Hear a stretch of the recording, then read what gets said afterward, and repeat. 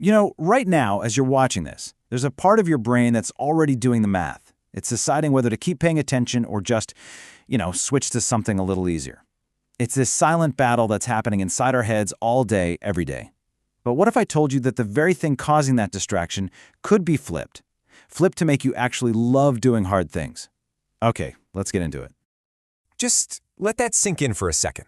What if getting to work could feel as good as opening up your favorite app? This isn't just some motivational fluff. This is straight-up neuroscience. Once you really get how your brain has been hijacked by the world we live in, you'll see why willpower alone just doesn't cut it, and, more importantly, what to do about it. So here's the first big idea. The problem isn't you. It's not a lack of character or willpower. It's a mismatch. See, you've got this ancient brain that evolved for survival, and it's living in a world it was never designed for. Its #1 rule is simple. Get the most reward for the least amount of effort. It's an old-school survival setting. So when you're faced with something like, studying for a huge exam or starting that business you've been dreaming about, your brain sees a massive energy cost and a reward that's maybe somewhere way off in the future. So what does it do? It slams on the brakes. It's just trying to save energy, the same way our ancestors did to make it through another day. But then you show it a social media feed or a stream of short videos. That's a completely different calculation, isn't it? The effort is basically zero, just a tiny flick of your thumb, and the little hit of pleasure? Oh, it's immediate and it's guaranteed. Your brain sees that and gives it a massive green light. Every single time. And this is the absolute key to all of this. Your inability to focus isn't some personal failure. It's not a flaw. Your brain's ancient operating system is just being exploited. It's being hacked by an environment that is perfectly engineered to deliver constant, easy pleasure. It's not broken. It's just been completely outsmarted. All right, so to understand how we can unhack our brains, we need to talk about the main chemical culprit here, dopamine. And I'm willing to bet it doesn't work the way you think it does. So most of us have heard dopamine called the pleasure chemical, right? Turns out that's a big misunderstanding. Dopamine isn't really about feeling pleasure. It's the chemical that makes you want to get it. It's all about the anticipation. You could call it the molecule of motivation, or maybe the engine of more. But here's where it gets kinda dark. When you're constantly flooding your brain with these easy dopamine hits from endless scrolling or snacking, your brain has to protect itself, so it adapts. It starts reducing the number of dopamine receptors. It's literally turning down the volume on your ability to feel satisfied. And this is how the trap snaps shut. It starts with all that constant, easy stimulation. In response, your receptors downregulate. So now you need even more stimulation just to feel, normal.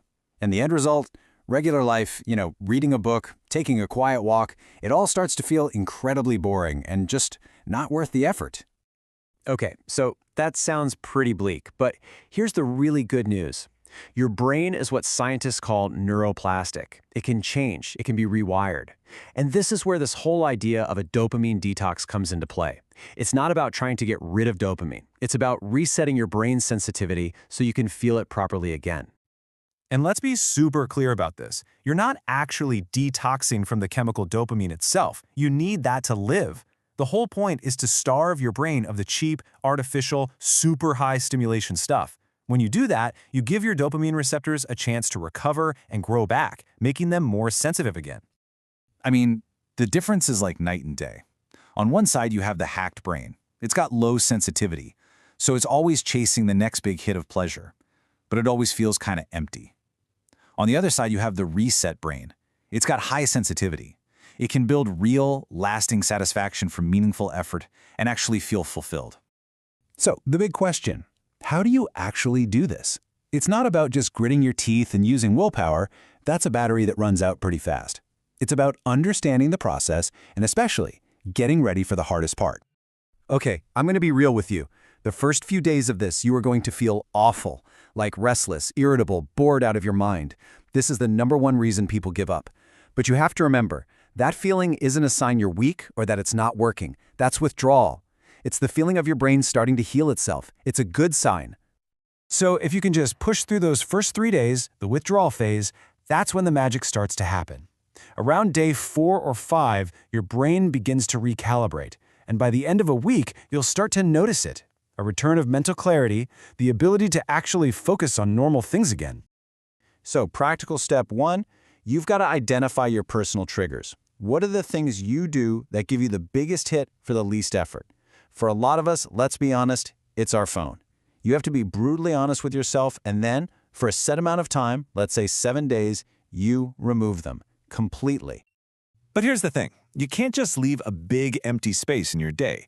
Your brain hates a vacuum. You have to intentionally replace that time with activities that give you slower, more sustainable rewards. And yeah, at first, these things are going to feel really boring, but stick with it. You are literally retraining your brain to find joy in effort again. And this gets to the very heart of it all. It's the difference between pleasure and satisfaction. See, pleasure comes from outside of you. It's instant and it's gone just as fast. Satisfaction, on the other hand, is earned. It's delayed. It comes from within and it lasts. This is exactly why you can spend an entire day being entertained and still go to bed feeling completely empty. So what happens when you make it to the other side? What's life like after you've hit that reset button? This isn't about turning into some kind of productivity robot. It's actually about returning to a more natural, more human state of being, one where your mind is working for you, not against you. The payoff is huge. You'll literally feel your attention span growing. Tasks that used to feel like torture can now hold your focus. You'll have more stable energy throughout the day without those crazy dopamine highs and crashes. And maybe most important of all, you'll feel your actions finally starting to line up with your real long-term goals. But you gotta remember, this isn't a magic pill. It's not a one-and-done fix. Your brain will always be tempted by the easy path. So the key to making this last is to design your environment for success. You have to make distraction harder and make disciplined choices the path of least resistance. Put your phone in another room. Lay out your gym clothes the night before. Make the good choice the default choice. Which, when you think about it, brings us to the real question here. What's actually harder? The path that feels easy right now so often becomes the hardest life in the long run, one filled with regret and what-ifs. But the path that feels hard right now, pushing through that initial discomfort, that's the one that builds a life of real, lasting, internal satisfaction. Ultimately, you have everything you need to do this. Your brain is literally designed to adapt and rebuild. The only thing missing is the choice to begin. That version of yourself who actually enjoys doing hard things, they're waiting for you. If this explainer helped you feel ready to take that first step, let us know in the comments. We'd love to hear about it. And for more deep dives like this one, make sure to like this video and subscribe to the channel. Thanks for watching.